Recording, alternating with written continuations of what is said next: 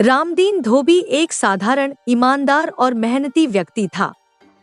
उसके लिए उसकी दुनिया केवल उसके 3 बच्चों सत्यांशु, कमला और सुमन तक ही सीमित थी। उसकी जिंदगी का हर एक क्षण उन्हीं के लिए समर्पित था। जीवन की तमाम कठिनाइयों के बावजूद उसके पास अपने बच्चों के साथ बिताए हुए पल और अपनी प्यारी पत्नी राधा का प्यार उसके लिए सबसे अनमोल था। उसकी पत्नी राधा, जो न केवल उसकी संगिनी थी बल्कि उसकी हिम्मत और सहारा भी थी, एक गंभीर बीमारी से जूझ रही थी। रामदीन का जीवन अब एक ही लक्ष्य पर टिका हुआ था, राधा का इलाज और अपने बच्चों का भविष्य। एक रात जब चारों बच्चे गहरी नींद में सो रहे थे, रामदीन अपने बिस्तर पर अपनी पत्नी के पास लेटा हुआ था। चांदनी की हल्की सी रोशनी खिड़की से होकर उनके कमरे में फैल रही थी। अचानक राधा ने धीरे से रामदीन का हाथ पकड़कर उसे जगाया। रामदीन की आंखें तुरंत खुल गईं। उसने घबराकर पूछा, क्या हुआ राधा, क्या तुम्हें तकलीफ हो रही है? उसने देखा कि राधा का चेहरा हल्का पीलापन लिए हुए था, लेकिन उसकी आंखों में एक अद्भुत शांति और गहराई थी। वह तुरंत उठकर बैठ गया और उसके माथे पर हाथ रखकर बोला, ज्यादा तकलीफ हो रही है क्या? मैं अभी वैद्य को बुलाता हूँ। राधा ने उसका हाथ थामते हुए धीमी आवाज में कहा, नहीं रामदीन, कोई वैद्य अब मेरी तकलीफ को दूर नहीं कर सकता। यह बीमारी मुझे दिन ब दिन कमजोर करती जा रही है। मुझे नहीं लगता कि मैं इस बीमारी से बच पाऊंगी। ऐसा लगता है कि अब मेरा अंत निकट है। मैं तुमसे कुछ कहना चाहती हूँ। रामदीन के दिल में एक झटका सा लगा। उसकी आंखों में आंसू आ गए और उसका चेहरा गहरी उदासी में डूब गया। वह कुछ पल राधा की ओर एकटक देखता रहा, जैसे मानो उसकी आंखों में कोई जादू था जो उसे चुप करवा रहा हो। राधा ने एक गहरी सांस ली और धीरे से बोली, रामदीन, मेरे जाने के बाद बच्चों का ख्याल रखना। इन्हें मेरी कमी महसूस मत होने देना। रामदीन की आंखों में आंसू छलक आए। उसने राधा का हाथ कसकर थाम लिया और बोला, नहीं राधा, तुम कुछ दिन और जीने की कोशिश करो। मैंने सुना है कि उत्तर दिशा में एक महान वैद्य रहते हैं। कहते हैं उन्होंने बहुत से असाध्य रोगों को ठीक किया है। मैं तुम्हें उनके पास ले जाऊंगा। तुम ठीक हो जाओगी। राधा ने हल्की मुस्कान के साथ रामदीन की ओर देखा और उसके गालों पर अपने कांपते हाथ को फेरा। रामदीन, हमारे पास इतने पैसे नहीं हैं कि हम उन तक पहुंच सके। तुम पहले ही मेरे इलाज के लिए घर गिरवी रख चुके हो। मेरे लिए तुमने पहले ही बहुत कुछ किया है। अब और कर्ज लेकर बच्चों पर बोझ मत डालो। अगर मैं चली भी जाऊं तो बस एक विनती है, हमारे बच्चों का ख्याल रखना। मेरे बाद तुम्हारे जीवन का हर दिन उनके लिए समर्पित हो। रामदीन के दिल में एक दर्द की लहर दौड़ गई। उसकी आंखों से आंसू बहने लगे। वह कुछ कहना चाहता था, पर उसकी जुबान जैसे रुक गई थी। कुछ ही दिनों में राधा ने अंतिम सांस ली और रामदीन की दुनिया सूनी हो गई। राधा के जाने के बाद रामदीन की दुनिया बिखर सी गई। घर और तीनों बच्चों की सारी जिम्मेदारी रामदीन के कंधों पर आ गई। अब उसका हर दिन केवल बच्चों की देखभाल और उनके भविष्य को सुरक्षित करने की सोच में गुजरता था। 3 मासूम चेहरों की जिम्मेदारी उसकी सबसे बड़ी ताकत बन गई थी। हर दिन वह एक नई हिम्मत के साथ उठता, अपना काम करता और फिर देर रात तक सोने से पहले राधा की तस्वीर के आगे बैठकर उसकी कमी महसूस करता। वह अक्सर अपने दोस्त भद्रा से मिलता था, जो उसका सच्चा हमदर्द था। एक दिन रामदीन ने भद्रा से अपनी परेशानी साझा करते हुए कहा, भद्रा, राधा के इलाज के लिए मैंने बहुत कर्ज लिया था और घर भी गिरवी रख दिया है। अब इस थोड़ी सी कमाई में गुजारा करना मुश्किल हो रहा है। समझ नहीं आता कि आमदनी बढ़ाने के लिए क्या करूं। भद्रा ने उसके कंधे पर हाथ रखकर कहा, रामदीन, कल ही सुना है कि राजमहल में वस्त्र धोने के लिए एक भरोसेमंद धोबी की जरूरत है। तुम मंत्री जी से जाकर मिलो। शायद तुम्हारा काम बन जाए। रामदीन के दिल में एक उम्मीद की किरण जगी। अगले दिन सुबह सुबह अपने बच्चों के लिए एक नई जिंदगी की कल्पना लिए वह महल की ओर चला। रामदीन पूरी उम्मीद और हिम्मत के साथ राजमहल में मंत्री जी के कक्ष में उपस्थित हुआ। उसे दरबार का विशाल और अलौकिक रूप देखकर विस्मय हुआ। वह महल की भव्यता में खो सा गया, पर अपने उद्देश्य को याद रखते हुए उसने मंत्री जी से विनम्रता से कहा, मंत्री जी, मैंने सुना है कि महल के वस्त्र धोने के लिए एक धोबी की आवश्यकता है। मैं यह काम पूरी ईमानदारी और निष्ठा से करना चाहता हूँ। मंत्री ने उसे सिर से पैर तक गहरी नजर से देखा और गंभीरता से कहा, हाँ, हमें एक भरोसेमंद धोबी की जरूरत है। महल के वस्त्र बड़े कीमती होते हैं और इनकी हिफाजत करना आसान नहीं है। अगर एक भी वस्त्र इधर उधर हुआ तो सीधे महाराज के सामने पेश किया जाएगा, यह बात समझ लो। रामदीन ने आत्मविश्वास के साथ उत्तर दिया, जी मंत्री जी, मैं आपको यकीन दिलाता हूँ कि कोई गलती नहीं होगी। नाथा काका जो वर्षों से आपके महल के काम देख रहे हैं, उन्होंने ही मुझे ये काम सिखाया है। उनसे सलाह लेकर ही सब कुछ करूँगा। आपको शिकायत का कोई मौका नहीं दूंगा। मंत्री ने उसे कुछ देर तक देखा और फिर कहा, ठीक है, कल से आकर वस्त्र ले जाना और ध्यान रखना कि सब कुछ ठीक रहे। रामदीन ने उनके सामने झुककर धन्यवाद दिया। उस दिन महल से बाहर निकलते समय उसके दिल में एक नई खुशी और आशा की लहर थी। अगले दिन से रामदीन ने राजमहल के वस्त्र धोने का काम संभाल लिया और कुछ दिन महल के वस्त्रों को धोने और पूरी लगन से काम करने में बिताए। वह पूरी मेहनत और लगन से काम करता, लेकिन उसकी गरीबी में कोई विशेष बदलाव नहीं आया। फिर भी वह अपने बच्चों की भूख और जरूरतें किसी तरह पूरी करने की कोशिश करता रहा। एक शाम जब वह काम से घर लौटा तो उसने दरवाजे पर एक थकेहारे योगी बाबा को खड़ा पाया। बाबा की आंखों में गहरी थकान थी, लेकिन साथ ही एक अनोखा तेज भी था।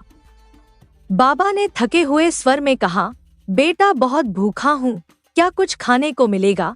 रामदीन ने बाबा को आदर से अंदर बुलाते हुए कहा, आइए बाबा, आप यहाँ आराम से बैठिए, मैं अभी आपके लिए कुछ खाने का इंतजाम करता हूँ। वह जल्दी से भीतर गया और अपनी रसोई में कुछ खाने का सामान ढूंढने लगा, पर वहाँ उसे बाबा का पेट भर सके इतना खाना नहीं मिला। उसने एक डिब्बा खोला तो देखा सिर्फ 2 रोटियां बनाने लायक ही आटा बचा था। कुछ सोचकर उसने वह आटा लिया और उसकी 2 छोटी छोटी रोटियां तैयार कर दी। बाहर आकर उसने उन रोटियों को बाबा के सामने रखते हुए कहा, बाबा क्षमा करें, मेरे पास इतना ही है। मैं चाहकर भी आपके पेट भरने लायक खाना नहीं दे पा रहा हूँ। ये 2 रोटियां हैं, कृपया इन्हें ग्रहण कर मुझे कृतार्थ करें। योगी बाबा ने मुस्कुराते हुए कहा, वत्स, तुम्हें क्षमा मांगने की आवश्यकता नहीं है। ये भोजन मेरे लिए पर्याप्त से भी अधिक है। सच कहूँ तो इस भोजन की मात्रा से अधिक महत्वपूर्ण तुम्हारा वह भाव है जो तुमने अपने परिवार के बारे में सोचे बिना मुझ भूखे यात्री के लिए प्रकट किया है। तुम्हारे घर में छोटे छोटे बालक हैं, लेकिन तुमने एक बार भी नहीं सोचा कि अगर सारा खाना मुझे दे दिया तो वे भूखे रह सकते हैं। यह तुम्हारी सच्ची दया और उदारता का प्रमाण है। तुम वास्तव में एक दयालु हृदय के धनी हो और मैं तुमसे अत्यंत प्रसन्न हूँ। रामदीन ने सिर झुकाकर विनम्रता से उत्तर दिया, बाबा, आपका आशीर्वाद है, लेकिन मुझे मेरी इस गरीबी से छुटकारा कैसे मिलेगा? मैं जितना इस गरीबी को दूर करने का प्रयास करता हूँ, उतना ही यह मुझे और घेर लेती है। योगी बाबा ने गहरी दृष्टि से रामदीन की ओर देखा और कहा, वत्स, इसका एक ही उपाय है, शिक्षा। यह वह दीपक है जो अज्ञानता और दरिद्रता के अंधकार को मिटा सकता है। यदि तुम्हारे बच्चे शिक्षित होंगे तो वे अपने भाग्य को स्वयं गढ़ सकेंगे। शिक्षा ही वह सच्चा धन है जो तुम्हारे व तुम्हारे परिवार का जीवन बदल सकता है। रामदीन के मन में यह बात गहराई तक उतर गई। उस दिन से उसने अपने बच्चों को शिक्षित करने का संकल्प ले लिया, मानो बाबा के शब्दों ने उसकी जिंदगी का रास्ता बदल दिया हो। योगी बाबा ने गंभीरता से कहा, वत्स, केवल शिक्षा ही वह मार्ग है जो तुम्हारे परिवार को इस गरीबी से बाहर निकाल सकती है। तुम्हारे इस पुत्र को अच्छी शिक्षा मिलेगी तो वह बड़ा होकर ऐसा कार्य कर सकेगा जिससे तुम्हारे परिवार को संबल मिलेगा। रामदीन ने उदासी से उत्तर दिया, बाबा, पर हम गरीबों के लिए शिक्षा लेना आसान नहीं है। हमें तो शिक्षा के नाम पर उपहास और तिरस्कार ही मिलता है और शिक्षा इतनी महंगी होती है कि मैं अपने बेटे को पढ़ा नहीं सकता। योगी बाबा मुस्कुराए और बोले, अगर ऐसा है तो तुम अपने पुत्र को मेरे साथ भेजो। मैं उसे अपने सानिध्य में रखकर शिक्षित करूंगा। उसे वह सभी विद्याएं सिखाऊंगा जो उसके जीवन को ऊंचाई पर ले जाएंगी। मैं उसे इस योग्य बनाऊंगा कि एक दिन हर कोई इसे अपने साथ काम करने के लिए बुलाना चाहेगा। यह युवक ज्ञान और विद्या से आलोकित होगा। रामदीन के मन में एक नई आशा जागी। उसने बाबा की बात मान ली और अपने बेटे सत्यांशु को उनके साथ भेजने का निर्णय किया। सत्यांशु को विदा करते हुए रामदीन की आंखों में भविष्य की एक उज्जवल तस्वीर थी, जहां उसका पुत्र एक विद्वान और सम्मानित व्यक्ति के रूप में समाज में खड़ा होगा। योगी बाबा और सत्यांशु को जाते देख रामदीन के हृदय में आभार और संतोष का भाव उमड़ पड़ा। 12 वर्षों का समय बीत गया। सत्यांशु अब एक तेजस्वी और युवा विद्वान बनकर अपने घर लौट आया था। योगी बाबा से प्राप्त शिक्षा का तेज उसके चेहरे पर साफ झलक रहा था। रामदीन अपने पुत्र को देखकर गर्व और खुशी से भरा हुआ था। वह अपने बेटे के स्वागत में मग्न ही था कि तभी महल का एक सेवक वहां आया और उसने कहा, रामदीन, तुम्हें महाराज ने दरबार में बुलाया है, तुरंत चलो। रामदीन को यह सुनकर थोड़ी हैरानी हुई, पर वह सेवक के साथ महल की ओर चल पड़ा। महल पहुंचते ही मंत्री ने उसकी ओर इशारा करते हुए कहा, महाराज, यही वह धोबी है जिसने राजमहल के वस्त्रों की चोरी की है। मंत्री की बात सुनते ही रामदीन के पैरों तले मानो जमीन खिसक गई। उसने कांपते हुए हाथ जोड़कर कहा, महाराज, मुझ पर कृपा करें, मैंने कोई चोरी नहीं की है। मैं ईमानदार हूँ और पूरी निष्ठा से महल का कार्य करता हूँ। महाराज ने गंभीर स्वर में पूछा, मंत्री जी, आखिर क्या हुआ है? मंत्री ने उत्तर दिया, महाराज, मेरे सेवक ने कल इसे महल के 15 वस्त्र धोने के लिए दिए थे, लेकिन जब यह उन्हें लौटाने आया तो उनमें केवल 12 ही वस्त्र वापस थे। 3 वस्त्रों का कोई अतापता नहीं है। रामदीन पर यह आरोप भारी पड़ा। उसकी आंखों में भय और बेचैनी थी, क्योंकि वह जानता था कि उसने कुछ भी गलत नहीं किया, पर परिस्थिति उसके खिलाफ थी। नहीं महाराज, रामदीन ने कांपते हुए कहा, सेवक ने मुझे केवल 12 वस्त्र ही दिए थे। मंत्री ने तीखे स्वर में कहा, तो क्या तुम कह रहे हो कि मैं असत्य बोल रहा हूँ? रामदीन ने हाथ जोड़कर विनम्रता से कहा, नहीं मंत्री जी, मेरा यह अभिप्राय नहीं है। मैं सिर्फ यह कह रहा हूँ कि मैंने कोई चोरी नहीं की है। इतने वर्षों से मैं महल का कार्य पूरी निष्ठा और ईमानदारी से कर रहा हूँ। मैंने कभी एक भी वस्त्र को इधर-उधर नहीं किया, तो आज ऐसा क्यों करूँगा? मंत्री ने कटाक्ष करते हुए कहा, क्योंकि इस बार धुलने के लिए जो वस्त्र आए थे उनमें सोने के तार लगे हुए थे। उन सोने के तारों को देखकर तुम्हारी नियत में खोट आ गई होगी। रामदीन की आंखों में आंसू आ गए। उसने विनम्रता से कहा, नहीं महाराज, यह सत्य नहीं है। मैं गरीब सही, पर मेरे आत्मसम्मान और ईमानदारी पर कोई धब्बा नहीं है। महाराज ने कड़े स्वर में कहा, रामदीन, हम कैसे मान ले कि तुम सत्य बोल रहे हो? क्या तुम्हारे पास अपनी बात को सत्य सिद्ध करने का कोई प्रमाण है? रामदीन ने सिर झुका लिया और धीमे स्वर में उत्तर दिया, नहीं महाराज, मेरे पास ऐसा कोई प्रमाण नहीं है, परंतु मैं सच कह रहा हूँ, मैंने कोई चोरी नहीं की। यह एक साधारण धोबी का सत्य है। महाराज कुछ क्षणों के लिए चुप रहे, किंतु दरबार में सभी की नजरें रामदीन पर टिकी थी। रामदीन का चेहरा उसकी सच्चाई का प्रतिबिंब था, परंतु हालात उसके पक्ष में नहीं थे। महाराज, आप तो बहुत दयालु हैं, रामदीन ने विनम्रतापूर्वक कहा, मुझे न्याय दीजिए महाराज। महाराज ने कुछ सोचकर कहा, मैं तुम्हें कल तक का समय देता हूँ। यदि तुम यह सिद्ध कर सको कि तुमने चोरी नहीं की है तो तुम्हें दंड नहीं मिलेगा। रामदीन भारी मन से घर लौट आया। उसकी आंखों में चिंता और थकान थी। घर पर सत्यांशु ने उसे देखा और तुरंत पास आकर पूछा, पिताजी क्या हुआ? आपको राजमहल में क्यों बुलाया गया था? रामदीन ने गहरी सांस ली और कहा, क्या बताऊं बेटा, तुम इतने वर्षों बाद घर लौटे हो, लेकिन मैं ठीक से तुम्हारा स्वागत भी नहीं कर सका। मंत्री जी का कहना है कि मैंने राजमहल के सोने के तार जड़े वस्त्र चुराए हैं। सत्यांशु यह सुनकर आश्चर्य में पड़ गया। उसने दृढ़ता से कहा, पिताजी वे ऐसा कैसे कह सकते हैं? रामदीन ने निराशा से सिर हिलाते हुए कहा, उनका दावा है कि उन्होंने मुझे 15 वस्त्र दिए थे, जबकि मेरे पास तो केवल 12 वस्त्र ही धुलने के लिए आए थे। सत्यांशु ने गंभीरता से पूछा, पिताजी क्या आपको पूरा यकीन है कि आपके पास केवल 12 ही वस्त्र आए थे? रामदीन ने ठहर कर कहा, बिल्कुल बेटा, मैं वर्षों से यह काम कर रहा हूँ और वस्त्रों की गिनती में कभी भूल नहीं करता।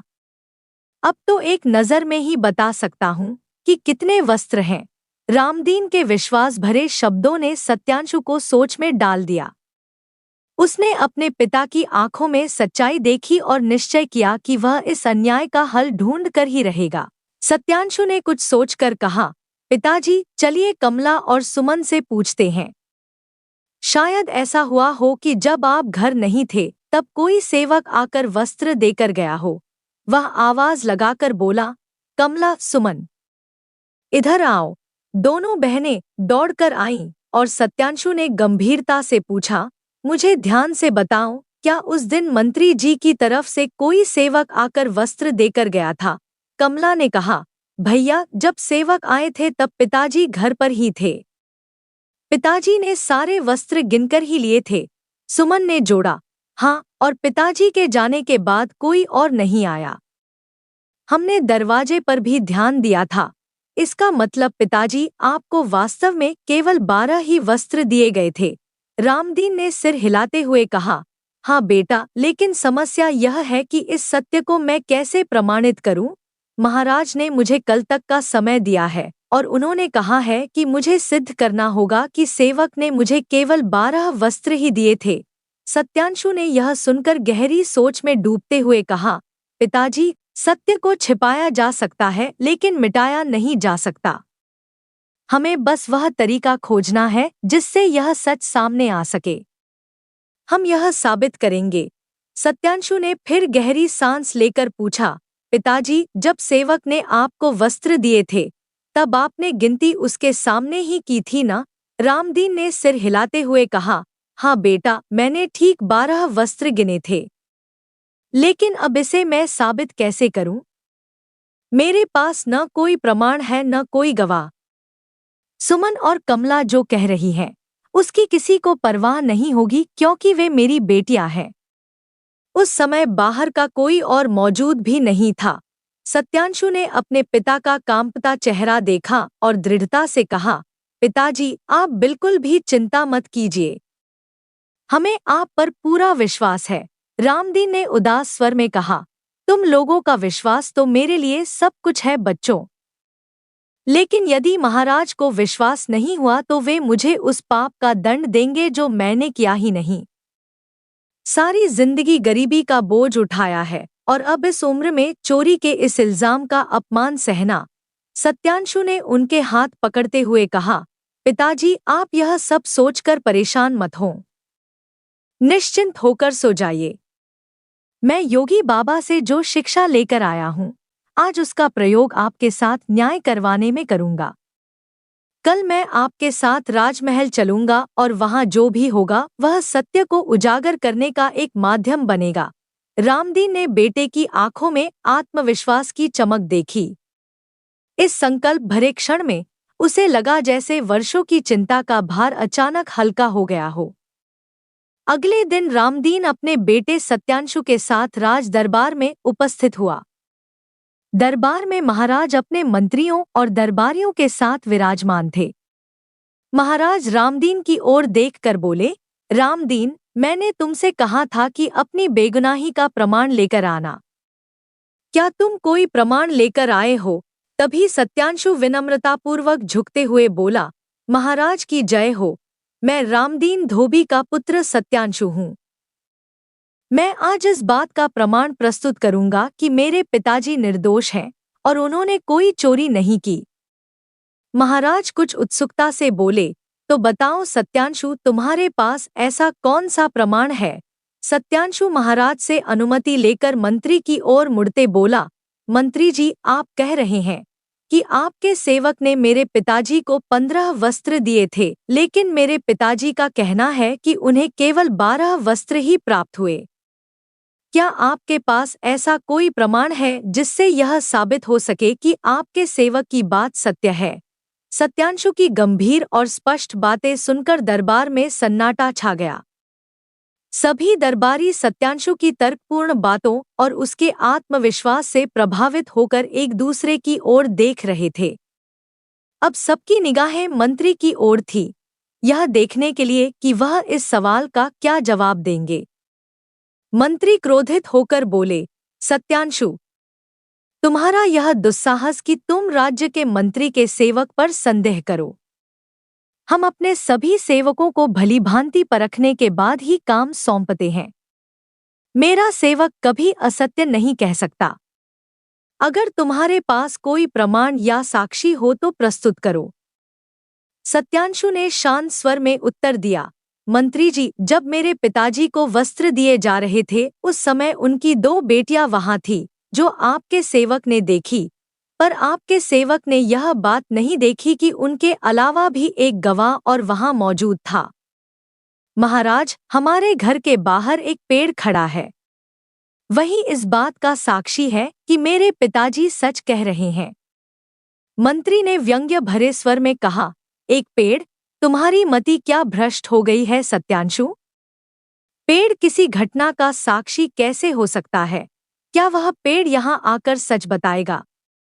सत्यांशु मुस्कुराते हुए बोला, नहीं मंत्री जी, मैं यह मानता हूँ कि पेड़ यहाँ आकर गवाही नहीं दे सकता, लेकिन अगर हम उस पेड़ के पास जाएं तो वह सब कुछ सच बता देगा। दरबार में एक हलचल सी मच गई। सभी दरबारी सत्यांशु की बातों पर आश्चर्य और जिज्ञासा से भर उठे। मंत्री के संदेह भरे स्वर गूंजे, यह कैसे संभव है? एक पेड़ भला बोल कैसे सकता है? यह कैसे संभव है कि एक पेड़ बोल सके? राजा ने संशय भरे स्वर में प्रश्न किया। सत्यांशु ने जैसे रहस्य का पर्दा खोलते हुए कहा, महाराज, मैंने 10 वर्षों तक एक सिद्धयोगी बाबा के सानिध्य में ज्ञान अर्जित किया है। उन्होंने मुझे योगमाया की अद्भुत विद्या सिखाई है। इस योगमाया से मैं किसी भी अचल वस्तु को, चाहे वह एक पेड़ हो या पत्थर, बोलने की शक्ति दे सकता हूँ। अगर आप मुझे अनुमति दें तो हम सब मेरे घर के बाहर खड़े उस पेड़ के पास चलें। वहां मैं अपनी विद्या का प्रयोग करूंगा और वह पेड़ स्वयं सारा सत्य प्रकट कर देगा। राजा ने हैरान होकर सत्यांशु को देखा, क्या सच में ऐसा हो सकता है? हाँ महाराज, सत्यांशु ने दृढ़ता से कहा, योगी बाबा एक महान ज्ञानी है। उनके पास तंत्र, मंत्र, योगमाया और अनगिनत विद्याओं का ज्ञान है। उन्होंने ये सभी गूढ़ रहस्य मुझे सिखाए हैं। कृपया मेरे साथ चलिए और स्वयं देखिए। सत्यांशु की बात सुनकर राजा ने उत्सुकता से दरबारियों की ओर देखा और बोले, तो चलो, हम सभी उस पेड़ के पास चलते हैं और देखते हैं कि सत्यांशु की योगमाया क्या सत्य प्रकट करती है। एक तरफ जहां मंत्री के मन में चिंता और भय ने जन्म लिया, वहीं दूसरी तरफ दरबार में हलचल मच गई। सभी दरबारी सत्यांशु की योग विद्या का अनुभव करने और रहस्य से पर्दा उठते देखने के लिए उत्सुक हो उठे। महाराज के संकेत पर दरबार का पूरा काफिला सत्यांशु के पीछे चल पड़ा, उस पेड़ की ओर जहां सच उनका इंतजार कर रहा था। ज्यों-ज्यों काफिला पेड़ की ओर बढ़ने लगा, मंत्री के चेहरे पर चिंता की लकीरें गहरी होती गईं। अंततः वह घबराकर बोले, महाराज, आपको इतनी दूर जाने की आवश्यकता नहीं है। मुझे अचानक स्मरण हो आया है कि सेवक ने वास्तव में केवल 12 वस्त्र ही दिए थे। 3 वस्त्र तो मेरे एक कक्ष में ही रह गए थे। महाराज ने कठोर स्वर में कहा, मंत्री, यह बात तुम्हें अब याद आई? तुम्हारी भूल के कारण आज एक निर्दोष पर आरोप लग जाता। महाराज के इस कटाक्ष पर मंत्री ने घबराते हुए कहा, महाराज, यह बात सचमुच मुझे अब याद आई है। सत्यांशु ने महाराज की ओर मुखातिब होकर कहा, महाराज, यह बड़ी अजीब बात है कि मंत्री जी को ठीक इसी समय इस भूल का स्मरण कैसे हुआ। कहीं ये कोई बात हमसे छुपा तो नहीं रहे हैं? मंत्री घबरा गए और बोले, नहीं महाराज, मैं भला क्या छुपाऊंगा, मैंने केवल सत्य ही कहा है। सत्यांशु ने शांत परंतु तीखे शब्दों में उत्तर दिया, महाराज, मंत्री जी की लड़खड़ाती जुबान खुद इस बात का प्रमाण है कि कुछ तो छुपाया जा रहा है। महाराज ने गंभीरता से मंत्री की ओर देखा और बोले, सत्यांशु सही कह रहा है। मंत्री, जो भी सत्य है उसे बिना किसी डर के अभी और इसी क्षण प्रकट करो। मंत्री के चेहरे का रंग उड़ गया। चारों ओर एक अजीब सी सन्नाटा छा गया और सभी की नजरें मंत्री की तरफ थीं, जो सच्चाई छुपाने का असफल प्रयास कर रहे थे। अंततः मंत्री ने घुटनों के बल बैठते हुए कांपती आवाज में कहा, महाराज, मुझे क्षमा करें। सत्य यह है कि वस्त्र मैंने ही चुराए थे। उन वस्त्रों के सोने के तार निकालकर मैंने उनसे आभूषण बनवा लिए थे। उन वस्त्रों को देखकर मेरे मन में लोभ जाग उठा था। महाराज का चेहरा क्रोध से तमतमा उठा। उन्होंने कड़ी आवाज में कहा, मंत्री, तुमने न केवल चोरी की बल्कि इस अपराध का सारा दोष एक निर्दोष धोबी पर मढ़ने का प्रयास किया। मैं तुम्हें इसी क्षण राज्य से निष्कासित करता हूँ। अब तुम यह राज्य छोड़ दो। मंत्री लज्जित होकर चला गया। महाराज ने तब सत्यांशु की ओर देखते हुए कहा, सत्यांशु, मैं तुम्हारी बुद्धिमत्ता और धैर्य से अत्यंत प्रभावित हूँ। क्या सच में तुम्हारे पास ऐसी कोई विद्या है जिससे पेड़ बात कर सके?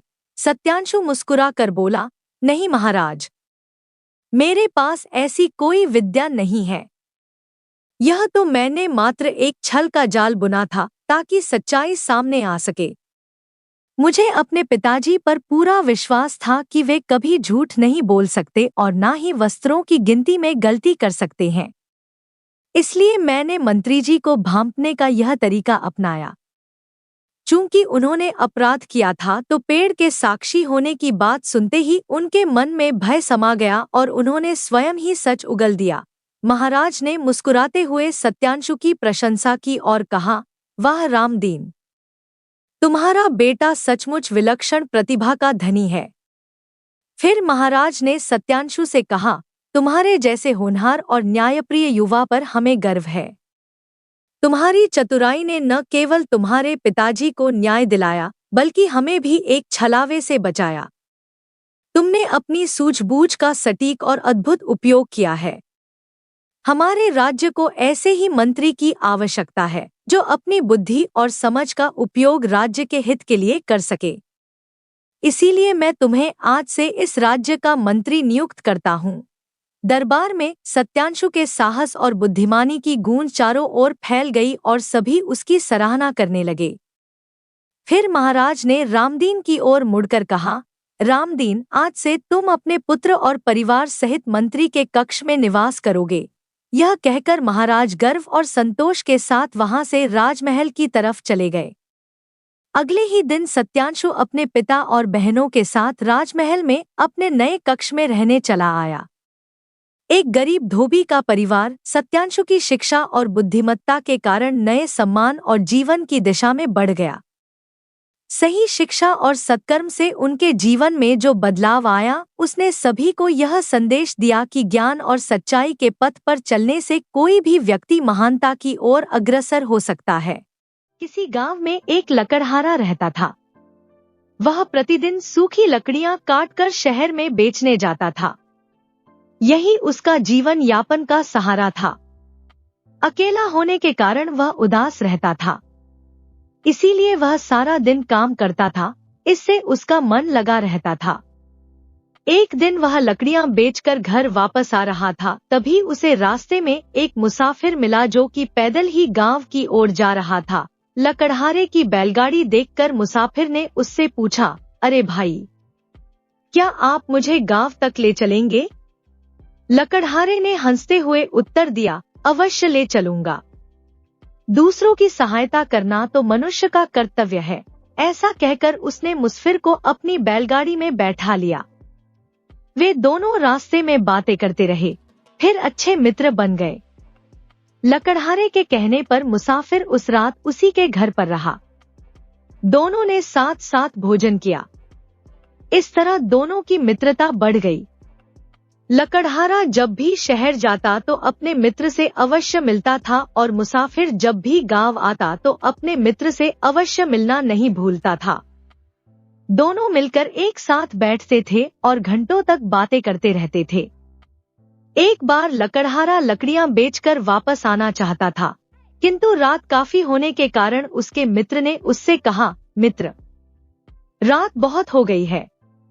रास्ते में घना जंगल पड़ता है और जंगली जानवर भी रहते हैं, इसीलिए आज की रात तुम मेरे घर पर ही बिताओ। लकड़हारे ने अपने मित्र की बात मान ली और शहर में ही रहने का निर्णय किया। रात्रि में भोजन करने के पश्चात दोनों ने थोड़ा घूमने का फैसला किया।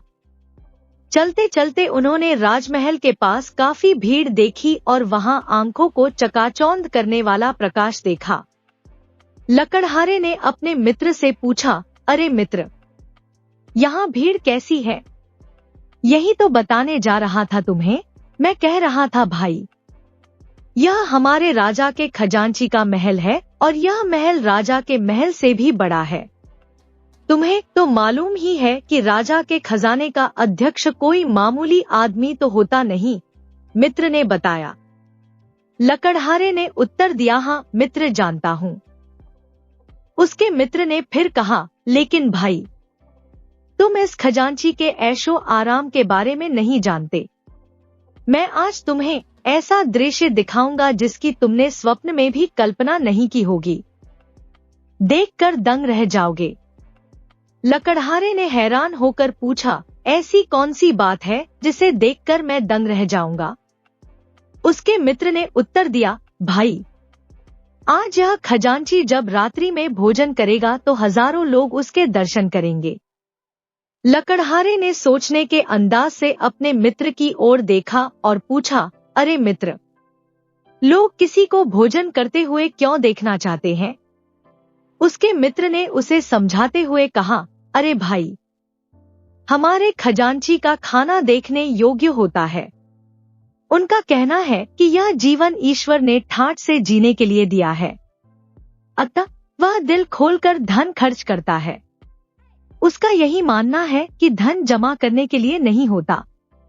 अच्छा, ऐसी बात है।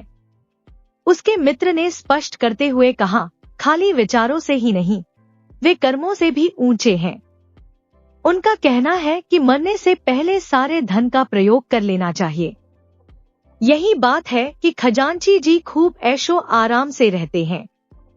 वह जिस कमरे के बाहर बैठकर भोजन करते हैं, उसका सारा फर्श सोने का बना हुआ है। कहा जाता है कि इस फर्श को बनाने में उन्होंने पूरे 1 लाख सोने की मोहरें खर्च की हैं।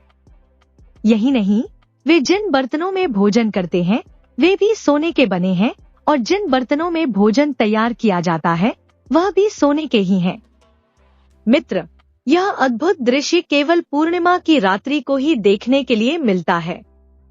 जब पूर्णिमा के चांद की सोने की जैसी किरणें सोने के फर्श पर पड़ती हैं, तो उसे देखकर ऐसा लगता है कि जैसे पृथ्वी पर एक और चांद उतर आया हो। खजांची सोने के फर्श पर बैठकर सोने के बर्तनों में खाने में तल्लीन हुआ रहता है, तो आसपास खड़ी जनता उसकी जय जयकार करने लगती है। अपने मित्र की यह बातें सुनकर लकड़हारा उस दृश्य को देखने के लिए लालायित हो उठा। उसने ऐसी विचित्र प्रवृत्ति का व्यक्ति नहीं देखा था। अपने मित्र के कहने पर लकड़हारा उसके साथ चल दिया। दोनों एक विशाल वृक्ष पर बैठकर खजांची के घर की ओर देखने लगे। उसके महल के अंदर हजारों लोग इस दृश्य को देखने के लिए उपस्थित थे। सभी सोच रहे थे कि कितना भाग्यशाली है यह खजांची, जो कि अनेकों प्रकार के पदार्थ सोने के बर्तनों में खाएगा। चारों ओर लोग यही चर्चा कर रहे थे। सबकी निगाह चमकते हुए सोने के फर्श पर लगी हुई थी। आकाश में पूर्णिमा का चांद मुस्कुरा रहा था। सभी लोग उसके भोजन पर बैठने की बड़ी बेचैनी से प्रतीक्षा कर रहे थे।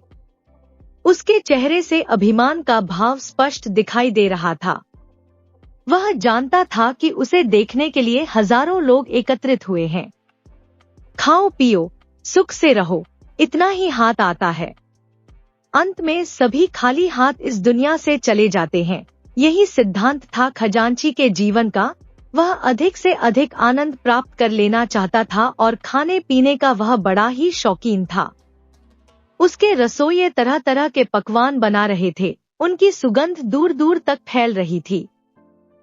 खजांची महोदय खुशी में डूबा हुआ वहीं पर इधर उधर टहल रहा था। वह कभी कुछ गुनगुनाने लगता, कभी अपने सेवकों से कुछ कहता, कभी मुस्कुराता और कभी अपने आप जोर जोर से हाँ हाँ करता हुआ हंसने लगता। उसे देखकर ऐसा लगता था मानो दुख या गम नाम की उसकी जिंदगी में कोई चीज ही न हो, बस सुख ही सुख हो, खुशियां ही खुशियां। उसके जीवन को देख कुछ लोगों को बड़ी प्रसन्नता होती, कुछ कुढ़ते, कोई उससे ईर्ष्या करता और कोई मन ही मन भगवान से प्रार्थना करता कि उन्हें अगले जन्म में ऐसे ही सुख मिले। भोजन बनकर तैयार हो गया था। खजांची के सेवक कहने लगे, मित्रों, थोड़ी देर में हमारे खजांची महोदय भोजन करेंगे। आप जानते ही हैं कि इस भवन का फर्श सोने का है। उनके बर्तन भी सोने के हैं। यही नहीं, जिन बर्तनों में भोजन बनता है वे भी शुद्ध सोने के ही बने हुए हैं। उनके लिए 36 प्रकार के व्यंजन बनाए जाते हैं। उनका भोजन दुनिया के किसी अन्य व्यक्ति से श्रेष्ठ होता है। खजांची महोदय मानते हैं कि मनुष्य को यह शरीर सुख भोगने के लिए मिलता है, अतः इससे अधिक सुख भोगने चाहिए। न जाने यह कब साथ छोड़ दे। सेवकों ने तब खजांची से निवेदन किया, भोजन तैयार है स्वामी, चलिए हम भोजन लगाते हैं। बहुत अच्छा, चलो हम चलते हैं, खजांची ने कहा। सेवकों ने चौकी लगा दी। एक सेवक परात ले आया, दूसरे ने जल से उसमें खजांची के हाथ धुलाए, तीसरे ने हाथ पोंछने के लिए कपड़ा दे दिया। खजांची भोजन करने बैठा। चमचमाते हुए सोने के फर्श पर चंद्रमा की किरणें एक अजीब दृश्य पैदा कर रही थी। फर्श से लौटकर आती चंचल किरणें उसके चेहरे पर पड़ती तो ऐसा लगता मानो किसी दूसरे ही लोक में पहुंच गए हों, जहां सब कुछ सोने का बना हो। सभी के मुंह से आश्चर्य में निकल उठा, वाह वाह वाह वाह, बड़े पुण्य किए होंगे पिछले जन्म में, कुछ लोग कह रहे थे। और नहीं तो क्या, ऐसे भाग्य सबके हो जाते हैं। इसी प्रकार की चर्चाएं करते हुए लोग खजांची को भोजन करता हुआ देखने लगे। सब उसके गुण गा रहे थे। लकड़हारे का मित्र एकटक खजांची को देखे जा रहा था। तभी लकड़हारे को न जाने क्या सूझा। वह उसके कंधे पकड़कर झिंझोड़ता हुआ बोला, मित्र सुनो सुनो। क्या बात है भाई? मित्र ने कहा, देखो भाई, इसी तरह की पूर्णिमा की रात्रि में इस खजांची के घर में मैं भी एक बार भोजन करना चाहता हूँ। अरे यार, तुम भी क्या बात करते हो? ऐसी इच्छा तो यहाँ खड़े हजारों लोगों की है, तो क्या सभी के साथ खजांची भोजन करेंगे? चाहे तुम कुछ भी कहो, मैं ऐसा जरूर करूँगा। बिना अपनी इस इच्छा को पूरी किए मुझे चैन नहीं मिलेगा। क्या बेकार की बात करते हो? इस तरह का पागलपन ठीक नहीं है। कहाँ राजा भोज, कहाँ गंगू तेली? ऐसा न कहो मित्र, मैं ऐसा जरूर करूंगा। ऐसा कैसे होगा? मुझे तो यह असंभव लगता है। नहीं, तुम मेरे सच्चे मित्र हो। इस कार्य में तुम ही मेरी कुछ मदद कर सकते हो। मैं लेकिन मैं क्या कर सकता हूँ इसमें? चाहे कुछ भी करो मित्र, तुम उस खजांची से मिलो, शायद कुछ बात बन जाए। उससे मिलकर क्या होगा? कोशिश करने में क्या हर्ज है? मेरे लिए एक बार तुम उससे मिलकर तो देख लो। यदि मेरी यह इच्छा पूरी न हुई तो मैं पागल हो जाऊंगा। ऐसी जिद को मैं तो केवल एक पागलपन ही कहूंगा। मेरा कहना मानो, इस ख्याल को ही अपने दिल से निकाल दो। चुपचाप अपने घर चले जाओ। ख्याली पुलाव बनाना छोड़ दो। हवा में महल नहीं बनाया करते हैं। मुझे तुमसे ऐसी आशा नहीं थी मित्र। चाहे तुम मेरी मदद न करो, पर मेरा निश्चय अटल है। जब तक मेरी यह इच्छा पूरी नहीं होगी, मैं लौटकर घर नहीं जाऊंगा। मित्र, तुम बड़े जिद्दी हो। मैं तुम्हारा सच्चा मित्र हूं। अतः तुम्हारी मदद करना मेरा कर्तव्य है। मैं खजांची के पास अवश्य जाऊंगा। पर फिर भी कहता हूं कि तुम्हारा यह ख्याल कोई समझदारी का काम नहीं है। भले यही मानो तुम कि मेरा यह ख्याल एक पागलपन ही है, पर मैं यूं ही हार मानने वाला नहीं हूं। यदि तुम इसमें मेरी मदद कर सको तो मैं जीवन भर तुम्हारा आभारी रहूंगा। अच्छा, भगवान से प्रार्थना करो, तुम्हारी इच्छा पूरी हो। मैं अवश्य कोशिश करूंगा। इतना कहकर लकड़हारे का मित्र चुप हो गया। किंतु उसके मन में रह रहकर तरह तरह के विचार आ रहे थे। वह सोच रहा था, मनुष्य की बुद्धि का भी क्या कहना। कहाँ यह दरिद्र लकड़हारा जो लकड़ियां काट कर अपना पेट भरता है, और कहाँ राजा का खजांची जिसके पास कमी नाम की कोई चीज ही नहीं है। इस लकड़हारे के मन में आखिर ऐसी बात क्यों आई? कहीं इसका बुरा समय तो नहीं आ रहा है। इसका यह विचार तो ऐसा ही है जैसे एक बौना आकाश के तारे तोड़ना चाहे। क्या इसे अपनी हालत का आभास नहीं है? क्या खजांची इसकी इच्छा पूरी करेगा? विश्वास तो नहीं होता, परंतु मुझे तो मित्र का फर्ज पूरा करना ही है, चाहे इसके लिए मेरी गर्दन ही क्यों न उड़ा दी जाए। क्या इस लकड़हारे के साथ भोजन करने में खजांची का अपमान नहीं होगा? किसी ने ठीक ही कहा है कि नादान मित्र से समझदार दुश्मन अच्छा होता है। यही बात मेरे साथ भी लागू होती है। न इस मूर्ख लकड़हारे से मेरी मित्रता होती और न मैं इस मुसीबत में फंसता। मैं क्या करूं? सभी लोग खजांची की ओर देखने लगे। लकड़हारा फिर ख्यालों में खो गया। वह मानो सांसें रोककर यह सब देख रहा था। वह भी राज खजांची के महल के सोने के फर्श की चकाचौंध को देखता, कभी उसके बर्तनों की जगमगाहट को तो कभी उसके सामने रखे विभिन्न पकवानों को। वह कल्पना करने लगा, वह सुंदर वस्त्रों में सजा धजा उस फर्श पर बैठा है। आकाश में पूर्णिमा का चांद मुस्कुरा रहा है। उसकी किरणें फर्श से टकराकर आंखों को चौंधिया रही हैं। उसके सामने विभिन्न प्रकार के पकवान रखे हैं। सेवक उसके सामने हाथ जोड़े खड़े हैं। वह उन्हें आज्ञा दे रहा है कि उसे फला पकवान दिया जाए, वह बर्तन उठा लिया जाए। उसकी कल्पना इससे भी आगे निकल गई। वह कल्पना में ही विभिन्न प्रकार के पकवानों का स्वाद लेने लगा। खट्टे मीठे, चरपरे, विभिन्न प्रकार की मिठाइयां, सुगंधित व्यंजन, न जाने किन किन पकवानों के स्वाद ले डाले उसने। एकाएक वह अपनी अंगुलियां चाटने लगा। तभी उसका ध्यान टूट गया। वह वास्तविकता के धरातल पर आ गया। उसे बड़ी मायूसी हुई। खजांची के साथ भोजन करने की इच्छा ने उसे बेचैन कर दिया। वाह रे मेरा भाग्य, उसके मुंह से निकल पड़ा। क्या बात है मित्र, उसका मित्र साथी बोला। बात तो तुम जानते ही हो मित्र। जैसे भी हो तुम मेरी यह इच्छा पूरी करो, नहीं तो शायद मैं जी भी नहीं पाऊंगा। मित्र समझ गया कि खजांची के समान जीने के लिए लकड़हारे की इच्छाएं पागलपन की सीमा तक जा पहुंची हैं। इसके लिए कुछ तो करना ही पड़ेगा। शायद यह सहज में पल्ला भी नहीं छोड़ेगा। बोला, मैं खजांची के पास जाऊंगा, क्या पता इसकी इच्छा पूरी हो जाए, आगे राम जाने। तब तक खजांची भोजन कर चुका था। भोजन करने के बाद जब वह उठ खड़ा हुआ तो लोग उसकी जय जयकार करने लगे। लकड़हारा उसे एकटक देखे जा रहा था। उसके मित्र ने सोचा कि खजांची से कैसे मिला जाए। सहसा उसे ख्याल आया कि उसका एक मित्र राज खजांची के रसोई घर में काम करता है। उसे कुछ आशा बंधी, शायद कुछ काम बन जाए।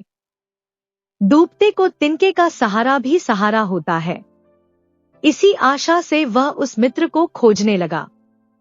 किसी तरह वह लकड़हारे को लेकर उसके पास पहुंचा।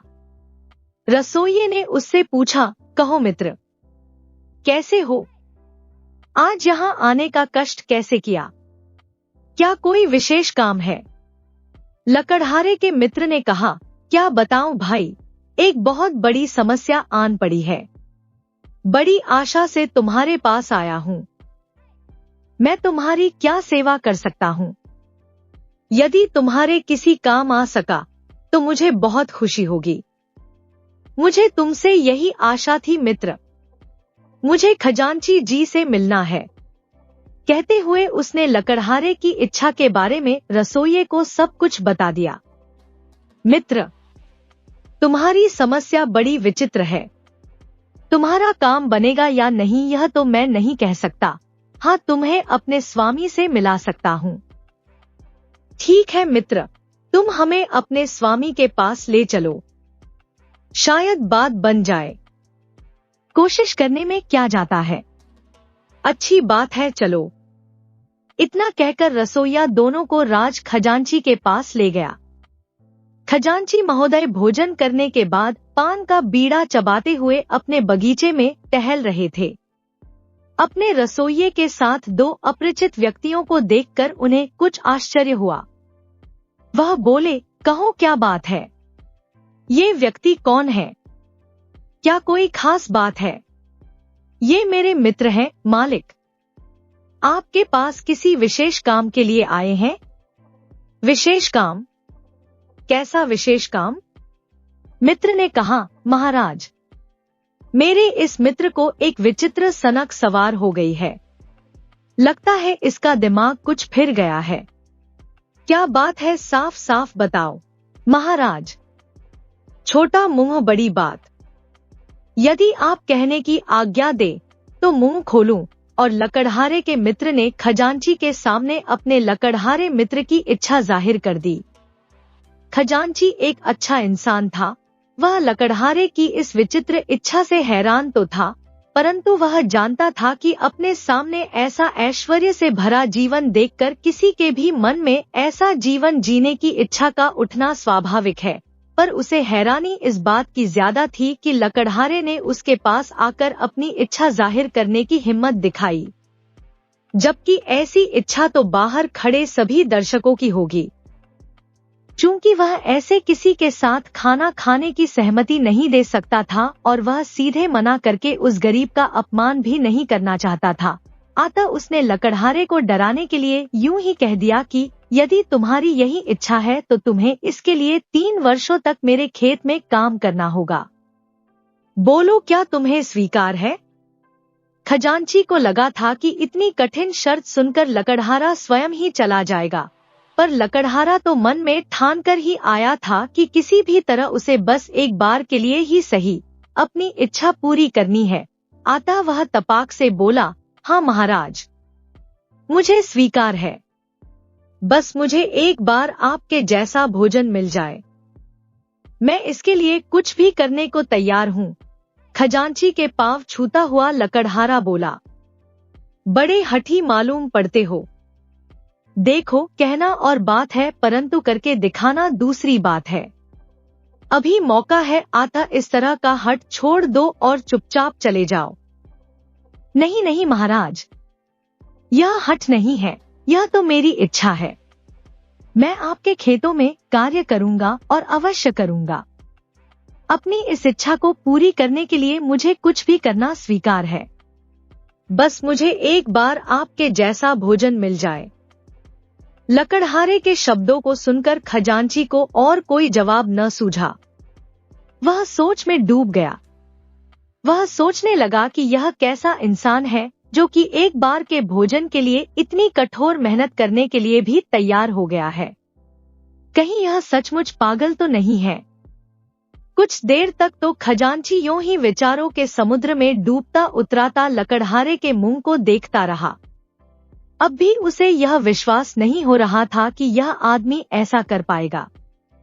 उसने फिर कहा, देखो, जिद न करो, कहीं तुम बीच में ही भाग खड़े हुए तो। नहीं महाराज, ऐसा कभी नहीं होगा।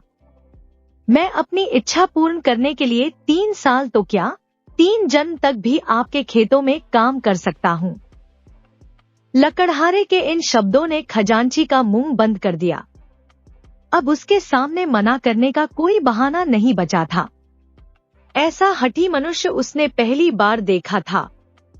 वह मन ही मन लकड़हारे की मूर्खता पर हंस भी रहा था, किंतु वह वचन दे चुका था, अतः बात पक्की हो गई। लकड़हारा उसी समय से उसके खेतों में काम करने के लिए चला गया। पूरे 3 वर्ष के लिए उसकी कठोर परीक्षा प्रारंभ हो गई। वह रात दिन कठोर मेहनत करता, किंतु उसे थकान का भान भी न रहता। दिन रात काम ही काम। उसके सामने बस एक ही लक्ष्य था, खजांची के साथ सोने के फर्श पर सोने के बर्तनों में भोजन करना। वह इसी लक्ष्य को सामने रखकर सदा काम करता रहता। खजांची के खेतों में और भी लोग काम करते थे, किंतु वे इतनी मेहनत न करते जितनी कि लकड़हारा करता था। उसे अन्य किसी से बोलने या बात करने की भी इच्छा न रहती। वह सदा विचारों में खोया रहता। न किसी से बात, न चीत, बस केवल काम। लकड़हारे की मेहनत रंग लाई। साल भर बाद जब फसल पककर तैयार हुई तो खजांची के आश्चर्य की सीमा न रही। इस साल पहले की तुलना में दुगुना अनाज हुआ था। खजांची अत्यंत प्रसन्न हुआ। उसे विश्वास होने लगा कि लकड़हारा वास्तव में एक योग्य और मेहनती व्यक्ति है। यदि उसे उचित अवसर और माहौल मिला होता तो निश्चय ही वह एक बहुत बड़ा आदमी होता। उसे लकड़हारे के वे शब्द याद आने लगे जो उसने उससे कहे थे, नहीं महाराज, यह हठ नहीं है, मेरी इच्छा है। मैं आपके खेतों में काम करूंगा और अवश्य करूंगा। अपनी इस एक इच्छा को पूरा करने के लिए मुझे कुछ भी करना स्वीकार है। बस एक बार आपके जैसा भोजन मिल जाए। धीरे धीरे 3 वर्ष बीत गए। लकड़हारे का परीक्षा काल समाप्त हुआ। जब वह परीक्षा के बाद वापस खजांची के महल में जाने लगा तो उसके साथ काम करने वाले अन्य लोग दुखी हो गए। उसकी मेहनत और मधुर व्यवहार ने उन सबका दिल जीत लिया था। उसके कारण उन लोगों को बड़ा आराम मिला था। उसके जाते समय वे लोग आपस में चर्चा करने लगे, कैसा भला मानुष था। एक बोला, काम से जी चुराना तो जानता ही न था। दूसरे ने कहा, ऐसी कठोर मेहनत करने वाला आदमी तो हमने देखा ही न था। बड़ा सीधा था बेचारा। सीधा नहीं, मूर्ख था। नहीं नहीं, मूर्ख नहीं भाई, हठी था। ऐसा भी क्या हठ जो अपने ही पैरों में कुल्हाड़ी मारे। इसे हठ नहीं, सनक कहना चाहिए। इसके बदले में उसे मिला ही क्या? बस एक बार खजांची के महल में भोजन ही तो। न जाने इसके पीछे उसकी क्या इच्छा हो। जो भी हो, आदमी भला था। ऐसे आदमी संसार में कम ही मिलते हैं। भगवान उसका भला करे। मित्रों से विदा होने के बाद लकड़हारा खजांची के पास पहुंचा। वह बोला, मेरा प्रणाम स्वीकार करें महाराज। मैंने परिश्रम करने में कभी कोई कमी नहीं की। भगवान ने मेरी लाज रख ली। अब मैं आपकी सेवा में उपस्थित हुआ हूँ। शाबाश युवक, तुम वास्तव में एक मेहनती व्यक्ति हो। पहले तो मैंने समझा था कि तुम एक सनकी ही हो। खजांची बोला, हाँ महाराज, आप सच कहते हैं। मेरी बात सुनकर कोई भी व्यक्ति ऐसा ही समझता। मैं तुम्हारे इस कार्य की प्रशंसा करता हूँ। तुम वास्तव में एक कर्मठ व्यक्ति हो। भाग्य से तुम एक निर्धन परिवार में जन्मे। यदि तुम किसी धनवान व्यक्ति के घर जन्म लेते तो बहुत बड़े आदमी बनते। यह आपकी महानता है महाराज।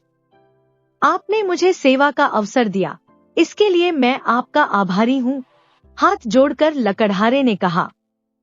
नहीं, इसमें आभार मानने की कोई बात नहीं। तुम अपनी परीक्षा में सफल हो गए हो। तुमने अपने परिश्रम से हमें बहुत लाभ भी पहुंचाया है। यह तो मेरा फर्ज था महाराज। खैर, जो भी हो, संयोग से कल ही पूर्णिमा भी है। कल तुम्हें तुम्हारी परीक्षा का परिणाम मिल जाएगा। कल तुम मेरे महल में मेरे साथ सोने के बर्तन में भोजन करोगे। आपकी बड़ी कृपा महाराज। सौभाग्य से मेरी इच्छा पूरी हो जाएगी। युवक, क्या तुम जानते हो कि तुमने कितना परिश्रम किया? तुमने मेरे खेतों में जो परिश्रम किया, उससे मुझे 3 वर्षों में 3000 सोने की मोहरें मिली हैं। महाराज, इसमें मेरा क्या? मैंने तो केवल मेहनत भर की। खेत तो आपके ही थे। फिर भी इतनी मेहनत करके तुम आराम से अपनी जिंदगी गुजार सकते थे। जो भी है, कल तुम मेरे महल में भोजन तो करोगे ही। इसके साथ ही क्या महाराज? इसके साथ ही एक दिन के लिए तुम मेरे घर के मालिक भी रहोगे। मेरे कहने का मतलब यह है कि कल तुम यहाँ भोजन तो करोगे ही, इसके साथ ही इस घर में तुम जो कुछ करना चाहो कर सकते हो। यह आप क्या कहते हैं महाराज? मैं एक गरीब लकड़हारा भला आपके घर का मालिक कैसे हो सकता हूँ? आश्चर्य से खजांची का मुंह ताकता हुआ लकड़हारा बोला। हाँ, यह सत्य है। कल तुम इस घर के मालिक भी रहोगे। पर मेरी ऐसी औकात कहाँ महाराज? ऐसा न कहिए। मैंने तो आपसे केवल एक दिन के भोजन की ही शर्त रखी थी। परिश्रम का कोई मूल्य नहीं होता युवक। हम हर परिश्रमी व्यक्ति का सम्मान करना जानते हैं। अतः हम जो कुछ भी कह रहे हैं, काफी सोच समझकर कह रहे हैं। यह तुम्हारे परिश्रम का पुरस्कार है। कल प्रातः से पूरे एक दिन और एक रात के लिए तुम इस महल के स्वामी हो। यहाँ हर व्यक्ति तुम्हारी आज्ञा मानेगा। तुम जो चाहो भोजन करो, जिसे चाहो आज्ञा दो, जितना चाहो दान पुण्य आदि करो। इससे हमें कोई आपत्ति न होगी। नहीं महाराज, ऐसा न कहिए। मैं इस योग्य कहाँ? मुझे लज्जित न करें। मुझसे यह न हो सकेगा। तुमसे यह अवश्य होगा। मैंने जो कह दिया, कह दिया। मैं अपनी कही हुई बात कभी वापस नहीं लेता। यह मेरा आखिरी फैसला है। लकड़हारे के मुंह से एक भी शब्द नहीं निकल सका। वह टुकुर टुकुर खजांची का मुंह देखता रहा। उसे सहसा उसकी बातों पर विश्वास नहीं हो रहा था। क्या सोचने लगे? कल सुबह से 24 घंटे के लिए तुम इस घर के मालिक रहोगे। इतना ही नहीं, राजकोष पर भी तुम्हारा पूरा अधिकार रहेगा। लो, यह चाबियां पकड़ो। यह कहकर खजांची ने राजकोष की चाबियां लकड़हारे को पकड़ा दी। मंत्र मुग्ध से लकड़हारे ने चाबियां ले ली। मानो उसकी जीभ ही तालू से चिपक गई हो। उसके मुंह से एक भी शब्द नहीं निकल सका। उसे खजांची के निर्णय पर भारी आश्चर्य हो रहा था। होता भी क्यों नहीं, फैसला था ही ऐसा कि उस पर सहसा कोई विश्वास नहीं कर सकता था, किंतु फैसला हो चुका था। वह 24 घंटों के लिए खजांची के महल और राजकोष का स्वामी बन चुका था। दूसरे दिन प्रातः लकड़हारा उठा। आज वह राजा का खजांची था। उसने राजसी वस्त्र पहने और रथ में बैठकर घूमने निकला। नए राज खजांची को देखकर लोगों को आश्चर्य हुआ। सभी उसे प्रणाम करने लगे। उसे देखकर कोई यह अनुमान भी नहीं लगा सकता था कि वह एक मामूली लकड़हारा है। उसका वह मित्र भी उसके साथ बैठा हुआ था। उसका मन बल्लियों उछल रहा था। उसने कभी स्वप्न में भी नहीं सोचा था कि वह कभी शाही रथ में बैठकर घूमेगा। उसने तो केवल खजांची के समान भोजन की इच्छा की थी। धीरे धीरे सांझ घिर आई। जिस कार्य के लिए उसने 3 वर्षों तक कठोर परिश्रम किया था, वह समय पास आ गया। रात्रि हुई। पूर्णिमा का चंद्रमा आकाश में मुस्कुराने लगा। उसकी दूधिया किरणों से सारी धरती नहा उठी। ठंडी हवा बहने लगी। खजांची का महल चंद्रमा की किरणों में जगमगाने लगा। रसोई उसके लिए अनेक प्रकार के पकवान तैयार कर रहे थे।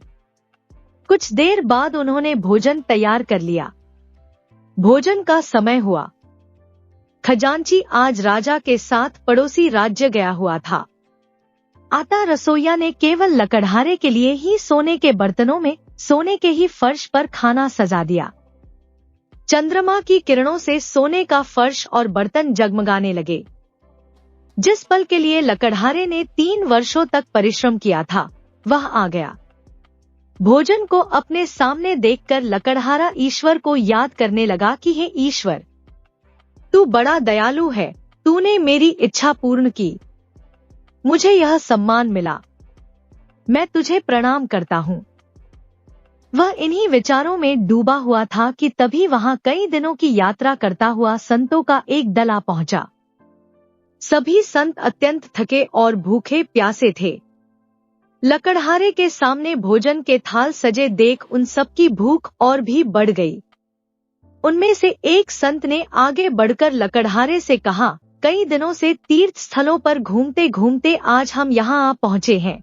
अब रात हो गई है और हम सब बहुत भूखे भी हैं। अतः आज के लिए क्या हम सभी को आपके यहाँ भोजन और आश्रय मिल सकता है महाराज? इन शब्दों को सुनते ही लकड़हारे का भोजन की ओर बढ़ता हुआ हाथ रुक गया।